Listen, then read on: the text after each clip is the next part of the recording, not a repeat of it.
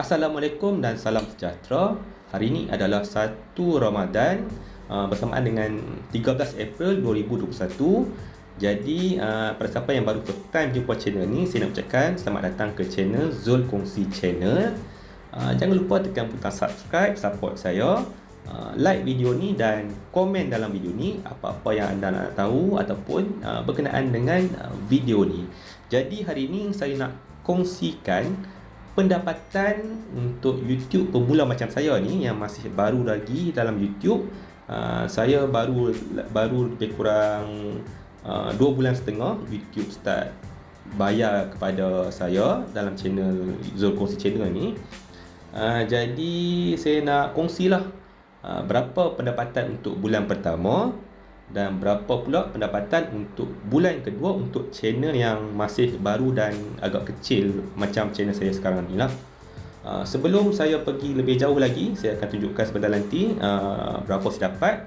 Tapi saya explain dululah, saya punya channel ni sebenarnya baru start ataupun baru aktif pada bulan Ogos 2020, tahun lepas bulan Ogos, sehinggalah bulan Januari 2021, iaitu 5 bulan baru saya cukup syarat-syarat YouTube untuk nak monetize ataupun nak start bayar pada YouTuber macam saya ni. Sebelum ni YouTube memang tak bayar langsung lah untuk bulan Ogos 2020 sehingga Januari 2021 sebab tak cukup syarat. Syaratnya adalah apa? Syaratnya yang pertama, kena dapat 1000 subscribers. Yang kedua, kena ada 4000 jam tontonan. Jam tontonan ni maksud dia orang tengok video kita, contoh 5 minit kan. 5 minit tu campur untuk setahun ni kena ada 4000 jam. Bukan 4000 minit tapi 4000 jam. Bukan senang tapi bukan mustahil. Tapi yang untuk macam mana dapatkan 4000 jam tu mungkin saya kongsikan pada video yang akan datang lah. Tapi hari ini saya nak tunjukkan pendapatan saya selepas monetize. Okey, mungkin tanpa membuang masa saya terus tunjukkan. Anda boleh tengok dekat skrin nanti. Okey, saya tunjukkan yang ni adalah saya buka YouTube Studio. YouTube Studio ni untuk kita tengok kita punya subscriber, kita punya watch time, kita punya revenue ataupun duit yang YouTube bayar lah. Tapi yang ni lepas kita monetize, baru kita boleh tengok revenue tu. Okey, saya tunjukkan dulu.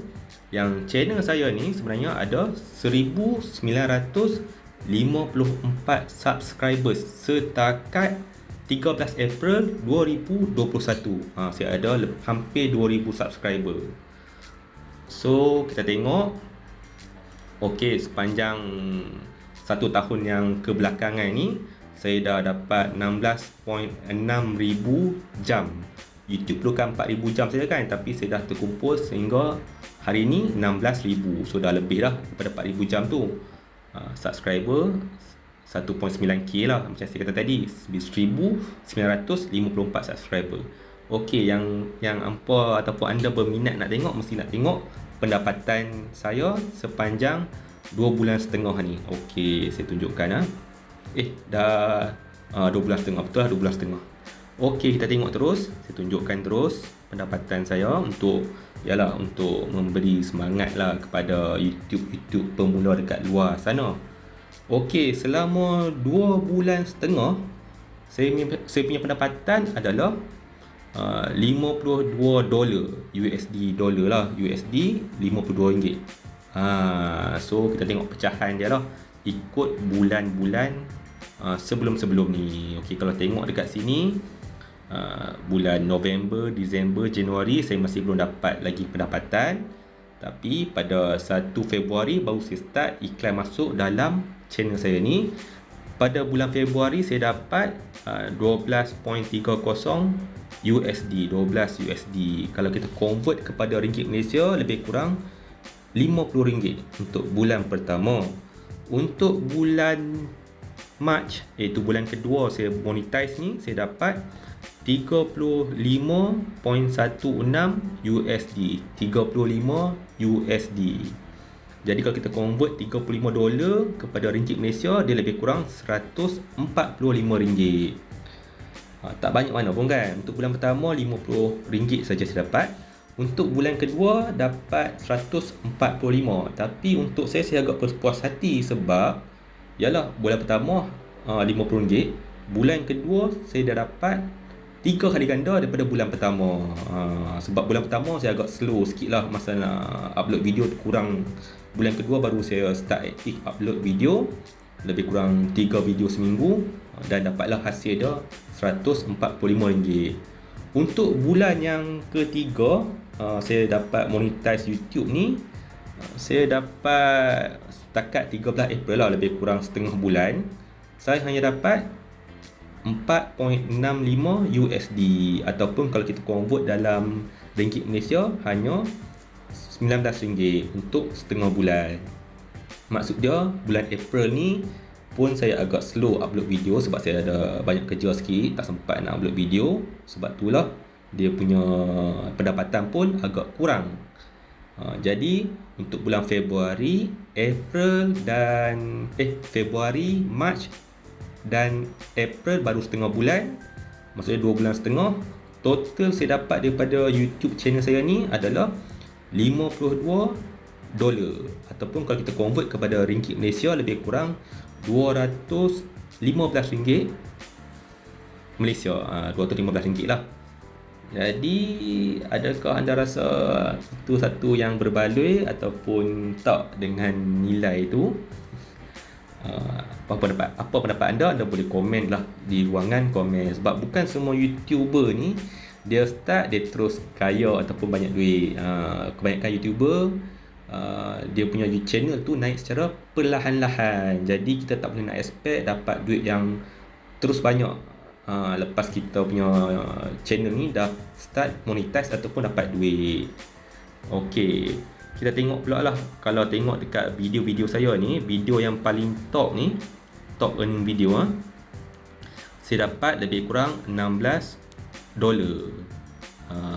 Satu video ni tak banyak pun sebenarnya dapat duit. So sebab tu kita kena upload lebih banyak video supaya pendapatan kita lebih lah orang kata. Sebab bukan semua video akan viral. Setengah-setengah video viral, yang itulah yang akan membantu untuk tambah pendapatan dalam channel YouTube kita.